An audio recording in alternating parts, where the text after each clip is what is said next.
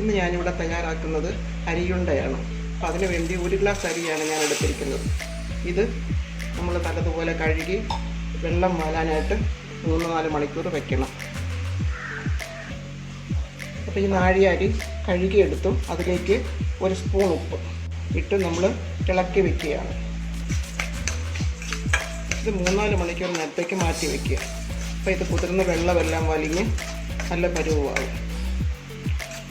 അപ്പോൾ നമ്മുടെ അരിയിലെ വെള്ളമെല്ലാം പറ്റി നല്ല തോർന്നിരിക്കുവാണ്. ഇനി നമ്മൾ നല്ലപോലെ ചൂടായ ചീനച്ചട്ടിയിലേക്ക് നമ്മൾ ഇടുകയാണ്. ഇത് വറുത്തെടുക്കണം. നമ്മൾ നേർച്ച പള്ളിയിലൊക്കെ നിറച്ച് കൊടുക്കുന്ന പോലത്തെ അരി വറുത്ത് നല്ല നമ്മൾ നേരത്തെ 4 മണിക്കൂർ മുൻപേ വെള്ളം ഒഴിച്ച് ഉപ്പും ചേർത്ത് കുതിർത്താൻ പറ്റുന്നതാണ്. ഇനി ഇത് നല്ലപോലെ നല്ല മലരാകണം. പൊട്ടി നല്ല മലരാകുന്ന സമയത്ത് നമ്മുടെ പൊട്ടാൻ തുടങ്ങിയിട്ടുണ്ട്. നല്ലപോലെ പൊരിയണം. എല്ലാ അരിയും പൊട്ടിക്കണം.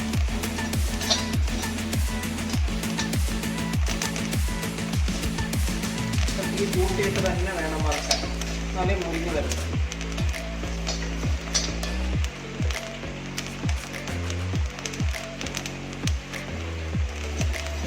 പുഴുക്കലരി വേണം എടുക്കാൻ, പച്ചരി ശരിയാകത്തില്ല.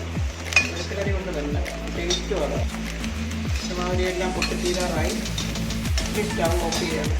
പിന്നെ നമ്മളിത് ചൂടാറാനായിട്ട് ഒരു പത്രത്തിലോട്ട് നിരത്തുക.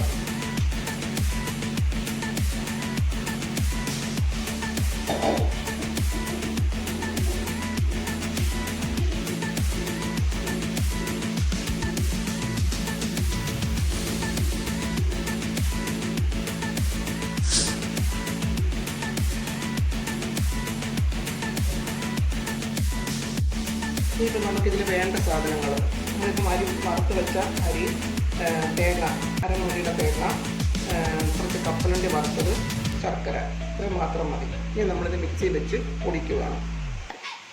നമ്മൾ അരി ഇട്ടു, തേങ്ങ ഇട്ടു,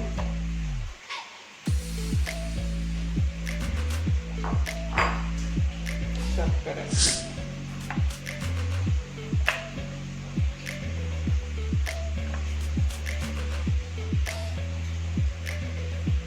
കപ്പലണ്ടി,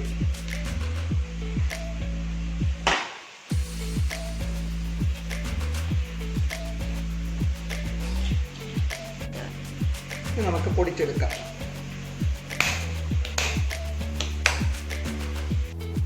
ഇപ്പം നമ്മൾ ഇത് മിക്സിയിൽ അടിച്ചെടുത്തിട്ടുണ്ട്.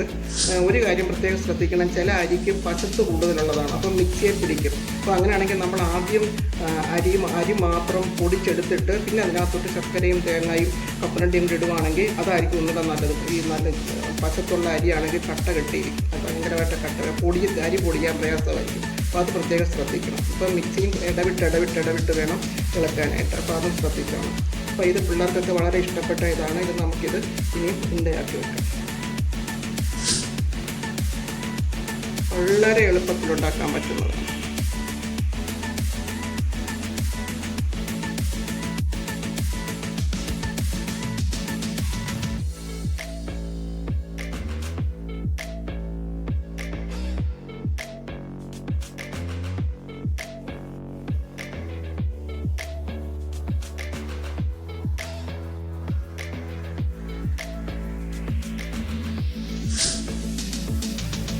അരിയോടൊപ്പം കപ്പലിൻ്റെയും കൂടെ ചേർക്കുന്നത് കൊണ്ട് ഒരു എനർജി ഫുഡും കൂടെയാണ്. എല്ലാവർക്കും ഒക്കെ നല്ലതാണ്, ഇഷ്ടപ്പെടുകയും ചെയ്യും. ഒരു അവലോസുകൂടിയുടെ മണവും എല്ലാം ഉള്ളത് കൊണ്ട് നല്ല ടേസ്റ്റിയുമാണ്, എളുപ്പമാണ് ഉണ്ടാക്കാൻ. ഇപ്പം നമ്മുടെ അരിയുണ്ട റെഡിയായി. ഇപ്പം നല്ല ഒരു എനർജി ഫുഡും കൂടെ ഉണ്ട് ആണ്. കപ്പലിൻ്റെ കൂടെ ഒക്കെ ചേർത്തത് കൊണ്ട് വളരെ നല്ല ടേസ്റ്റിയാണ്. ഇത് 2-3 ദിവസം ഇരിക്കുകയും ചെയ്യും.